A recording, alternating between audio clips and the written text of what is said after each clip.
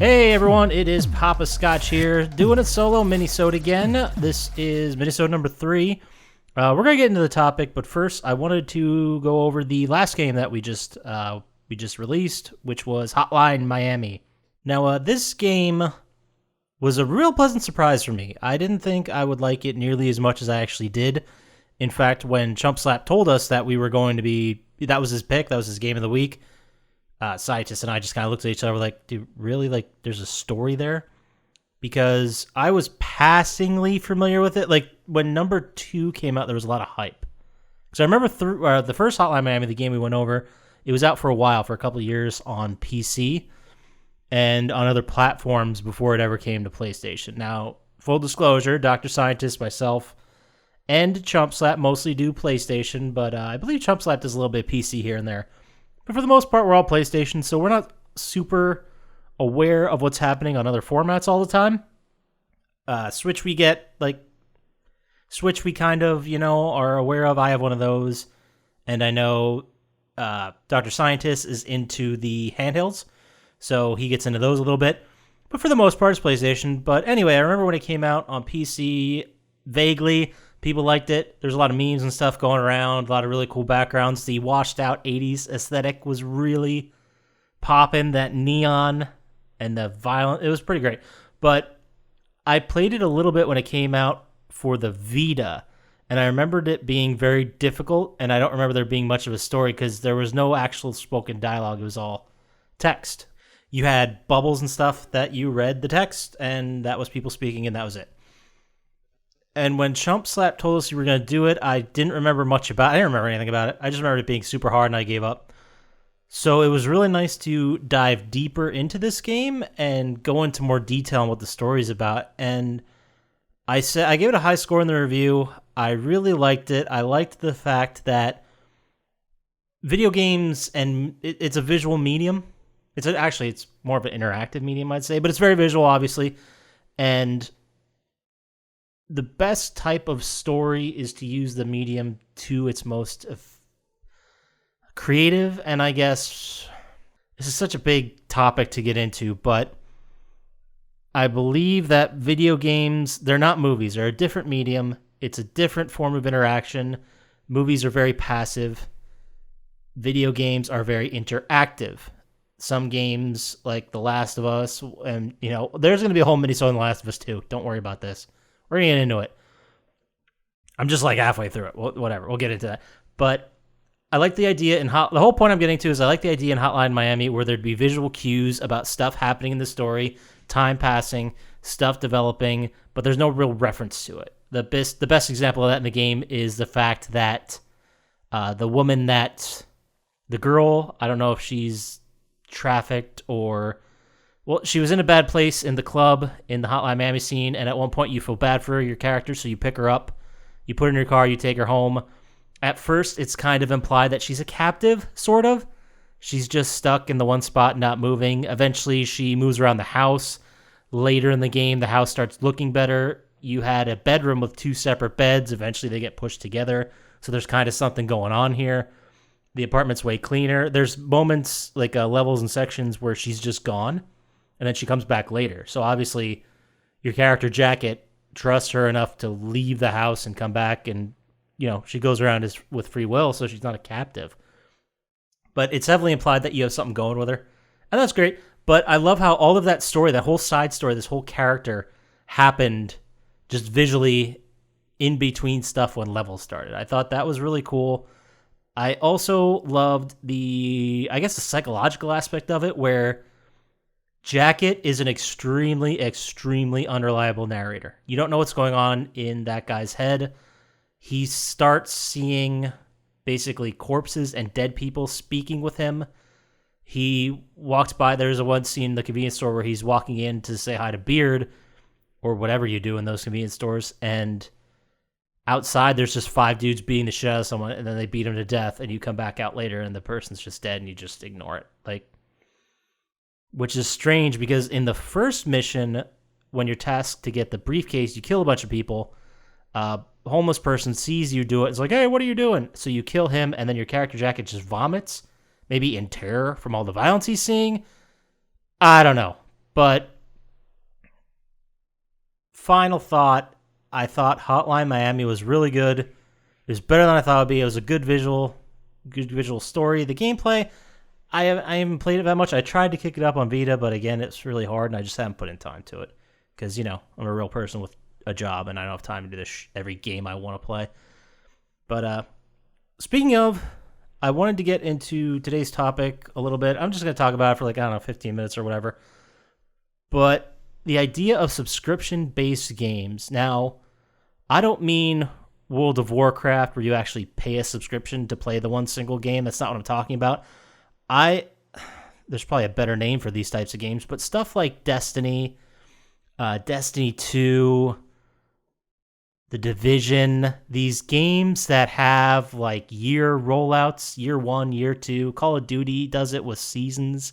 Fortnite does it with seasons as well. But they continually add more content, more multiplayer stuff, more raids, more whatever as time goes on. And basically, my best experience, I played Destiny. I played Destiny 2. I played Destiny 1 a lot when I first moved away because it was a great way to reconnect with people back home because everyone was playing it. And that was a lot of fun going through those raids and doing all that. But when Destiny 2 came out, I was like, this is the exact same game. I'm not replaying the same 5 raids over and over again until I finally get one gun I want. Fucking, what was that rocket launcher's name? That was so annoying. Whatever. It really, really does not matter. And I spent so much time in that game. Same thing with The Division 2. I played The Division 1 and 2. I played the shit out of both of those. But eventually, you could go back to listen to episodes of the podcast where I explain my journey of playing The Division 2 to get one goddamn gun, which was a D50 Desert Eagle, just so I could break it down so I could create the special edition Desert Eagle. It's not special edition, the special weapon or whatever. Then break that down so I had the special weapon component just so I could upgrade my Chatterbox, which is the one I actually wanted to upgrade. And that grinding took a month and a half to the point where I got so fucking bored with it, I just would sign in every day, go through my a little run around the White House in Division 2, and then look for my shit and then give up. But yeah, this was before they started putting out in the map where loot actually was, or where it had a propensity to drop. Now there's sections of the map that have I don't know, a holster on it. And if you keep farming and killing enemies in that section, then eventually a holster or a nice holster will drop. But this is before that. These games, they exist to basically create something, a world that you just keep playing. And they're intended to be in a 1, 2, maybe even 3-year cycle. And I don't know if that's the path forward for games. I mean, there are people who, buy their consoles or PCs or whatever, and they just play The Division, or they just play Destiny. And that's all they do. Maybe they fuck around with something else here or there, but for the most part, that's what they do. And they put, weeks upon weeks of time into it, and they love it. And you know what? That's great. That's awesome. I'm glad that community exists, and they found their people. That's awesome. But, I mean, me, as I get older, I don't want to do that. I don't want to sink 7 weeks of in-game time into something to fully get everything out of it. You know what I mean? Sometimes I just want to go play an indie game for 8 hours or 10 total hours, do everything possibly in that indie game and be like, oh, it was a cool, neat little experience. And, sometimes I want the Red Dead Redemption 2 type game where I play this 20, 30, 40-hour story, and in between I can go screw around and do whatever I want until I'm ready to go back into the story or accidentally stumble back into the story. Who knows? I mean, those open world games, you can spend so much time doing a whole bunch of different shit. And, anyway, subscription-based games, I don't know if this is really a great idea because if you're a game company and you make one of these, first of all, there's no guarantee it's going to hit. I mean, look at Anthem. That overpromised, it wildly underperformed. It got to a point where the game was at least fun or playable. I mean, the concept of the game is great. It's like everyone's their own Iron Man with guns. That sounds awesome.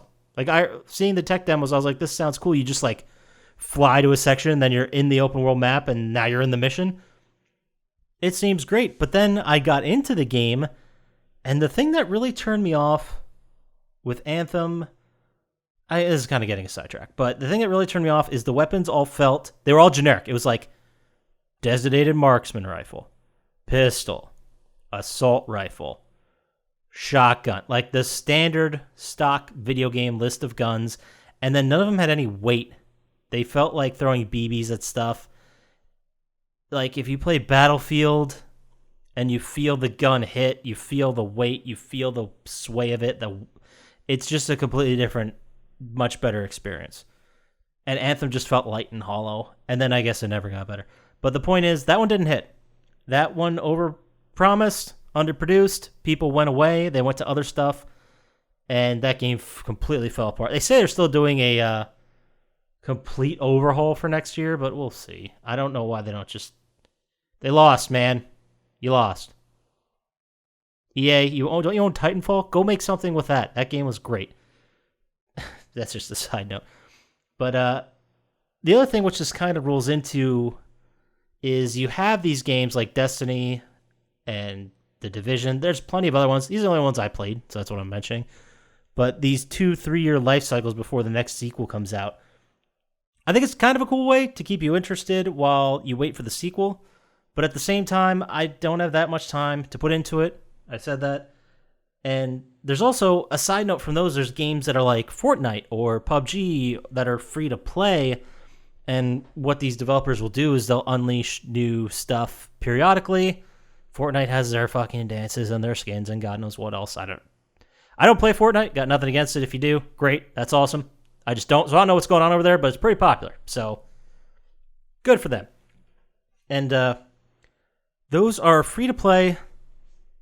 And they do like seasons. So they hype them up. They're like, ooh, season 4's coming out now. Here are the changes, blah, blah, blah. And they create that hype, and people who had played Fortnite and maybe aren't playing it nearly as much are now back, which is really cool. And then you have maybe new people who are like, well, I didn't like it, but I hadn't really played it at all since season 2. And anyway, the point is it creates that hype cycle. It creates the marketing, everything that gets people excited for the new release. You bring in that new user base again. So my question, I guess, is why doesn't... I'm picking on EA, sorry, but EA, why doesn't it happen for the sports games, the sports sims? I mean, maybe the future is in a monthly subscription for those? Maybe not. Maybe it's... I don't know. They're still doing the same yearly release sports business model, and I guess it's profitable because they're doing fucking great.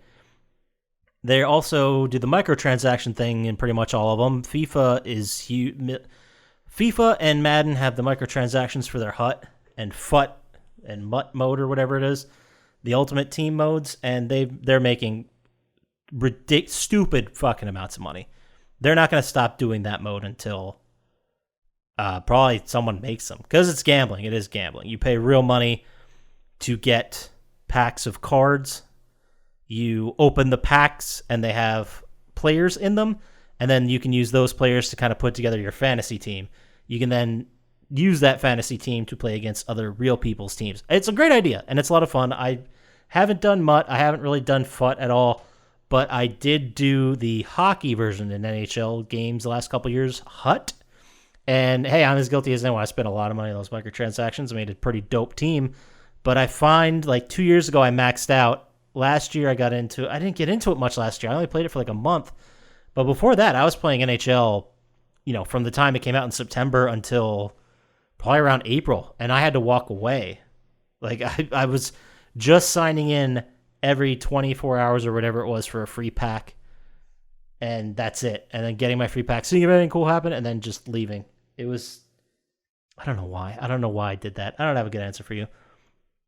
But it seems as if this sports season would be such a great way to regenerate hype for a game every year. And then, maybe every 6 months a graphical update comes in. Or, I don't know, a new game mode every year or something. Something happens where instead of having a single curated package to release every single year around the same time, they just make it subscription. Maybe it's I don't know what a good price point is. I don't know if it'll work. They're kind of messing with it a little bit with the EA early access pass or whatever it's called, where you can get games like a week earlier than everybody else, and you can be able to play them if you subscribe to that. You get other exclusive content early. I don't mess around with that much because I really only play the NHL one. And every like couple years I'll play Madden or FIFA if it really sparks my mind. Just because those games are fun. They're fun. I'm not saying they're not. I just think that it all comes down to money in reality. But at what point is it going to be more profitable to just ride this microtransaction wave and just release annual updates? I mean, the games are already doing roster updates for online play literally throughout the entire season. So every week or 2 weeks or 3 weeks, it depends on the sport and which one it is. But like baseball would be every week or whatever. Hockey's usually every 2 or 3 weeks because there are fewer transactions, especially during the season. But even if you play NHL, like for me, you play NHL, you get it sometime early to mid-September, usually the 14th-ish, around there. The actual season doesn't start until October. So you have best guess rosters from like July, whenever they put their EA freeze or whatever. And then as soon as you get there, the first day, you download the updated rosters to whatever training camp looks like it might be. They kind of guess at that point. And then once you get a big update once the season starts. But why can't you just do that? Why can't we just pay a subscription to play the game? I mean, we're pretty much, as sad as I am to say it, especially for Madden or NHL, we're pretty much done with couch co-op for those. I mean, especially if you're playing Madden against someone, it's fun to be there in the person, or FIFA, it's fun to be there in person. But NHL is just weird because you can lock the view to go up or down, and usually I go up, and then if I have to switch, it's weird and different. It's not the end of the world. It's just, it is what it is. And when you play online, you're always going the same direction. So I haven't played NHL where I went down towards the bottom of the screen on offense in years because I didn't have to. It's weird. I didn't even think of that till now. Whatever. But it seems like stuff like that. And the other example, another format that seems like it would be a good fit would be like Call of Duty, which they're selling every single year as a brand new game. And the hype cycle goes through and everyone plays it until the next year's game comes out. Then most people migrate and you still have however many people that didn't update yet or maybe just really love a certain version of Fallout and then they'll come play it. I mean, I don't even know at this point what Fallout servers, or not Fallout, what am I talking about? What Call of Duty servers are up or which ones are down or maybe Modern Warfare. I don't know. I have no idea because I don't really care. But they have the single player experience usually and the multiplayer. They did Black Ops 4, which was just multiplayer. There was no single player in the entire game. Why can't you make that like, I don't know, just make it $30 and have a shitload of microtransactions? Obviously, it's a smaller price point. Will you push more units? I mean, if you came out day one and said, all right, Call of Duty, we're moving to something different. You could sign up to a subscription for multiplayer for, I don't know, just $4 a month, which takes you to 48 throughout the year. Or you can buy it right now for 35 and you get it for a whole year. Would people do it? Would people want to keep signing up for individual game subscriptions, even if the price was attractive? I mean, every once in a while, I'll pick up a Call of Duty game and I'll play through. I'm one of the weirdos that loves the campaign. I might dabble in multiplayer and play a couple games, but for the most part, I play those games for the campaign. And if the campaign wasn't there, like Black Ops 4, I straight up didn't buy it. And then I went back, I think, what was after that? Was it World War II? Maybe? Or was that before? I don't even know. I remember playing the last one, Modern Warfare, and not being impressed. I'm still probably going to buy the next one just because of the campaign. And if they remove the campaign and go single player, then I'm done with it. Like, I just don't. I don't want to spend $60 or 50, 40, 30, whatever, just to play multiplayer. I won't do it. I just have too many other things I want to do. Too many other games out there. Not enough time. So where do we end up? What is the future? Is the future more subscription-based games where people can really just dive into an ecosystem? Or is the future just what it is now with big events and titles and annual releases and updated rosters? I don't know. I don't know, but I feel like The video game industry is still figuring it out. Obviously, they're going to strategize. They're going to see what their numbers are. They're going to see what it costs to make a game, and they're going to go with whatever solution they believe maximizes their profit. Because, they're a fucking business. That's how it works. There's no real incentive for them to really change it up, I guess. Like, maybe if they maybe even take NHL, it's not one of the big EA Sports games, but it's up there. It's got a pretty good user base. Maybe make that subscription. Maybe say for online play and Hut and Mutt, non-franchise stuff, then pay $5 a month and you can have just that or whatever. I don't know. It's up to them. They're probably not going to do it because they're too good where they are until people... They're not going to change until people stop buying the games. And people aren't going to stop buying the games because, like I said, they're fun. They're fun to play. I used to go to my local video game store. There was like 4 or 5 summers in there from like, I don't know, I'm fucking dating myself, but probably from like 05 to 09, where I would show up every day for Madden release and buy it every single time. I remember one of those years, I showed up release day with my pre-order slip, bought it, went back home, and I don't think I even opened it for like 3 or 4 days, which that was the year after that I stopped doing it, but whatever. So what do you guys think? Do you think that more games are going to move towards subscription? Do you think they should? Do you think they shouldn't? What are your thoughts and feelings on games that basically roll you out and hope that you keep playing and grinding for new weapons and gear and other bullshit like that for multiple years? Hit us up. Send us an email at plottytime@gmail.com. Jumpslap will definitely read it, and he'll definitely respond. Or you can go to us to the socials at Plotty Time on Instagram and Twitter, or you can head over to our YouTube channel. Please go to the YouTube channel. Watch some of those. I hope you're watching this. You're not really watching. You're just listening to us while the logo passes. But hey, it's fun. Send us your questions, whatever. Just send us some stuff. Let us know you're out there. If you have any questions for myself or Jumpslap or Dr. Scientist, feel free to send those as well. We'll love to read them. Maybe we'll do a Minisode where we do a Q&A section. Who knows? But the future's endless. So let us know what you think, and I will talk to you guys next time. Later.